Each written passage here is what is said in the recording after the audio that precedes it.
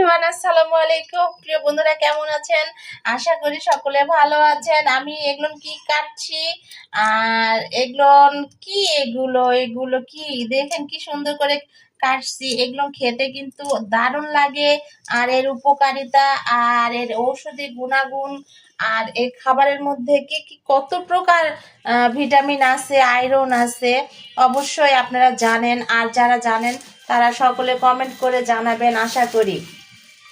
এরকম খাবার কার কার পছন্দ প্রিয় বন্ধুরা অবশ্যই কমেন্ট করে জানাবেন। কিন্তু এগুলো কি আপনারা কি চেনেন?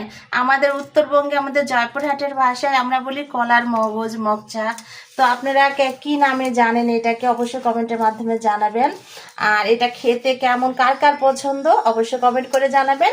ভিডিওর মাঝে কথার মাঝে ভুল ত্রুটি হলে ক্ষমা দৃষ্টিতে নেবেন। দেখুন এগুলো আসলে তিনটা কেটে, মানে তিনটা বেছে কেটে, একটা এখনো কাটা হয়নি, অলরেডি দুইটা।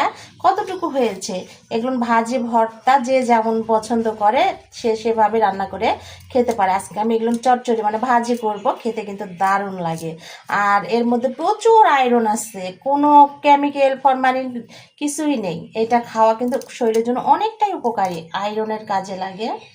তো আর কি বলবো, বাকিটা ইতিহাস, আপনারা সকলে বলবেন। আমি আর কিছু বলবো না। সকলে ভালো থাকবেন, সুস্থ থাকবেন। ভিডিওটি কে কোথা থেকে দেখছেন অবশ্যই কমেন্টের মাধ্যমে জানাবেন। আল্লাহ হাফেজ।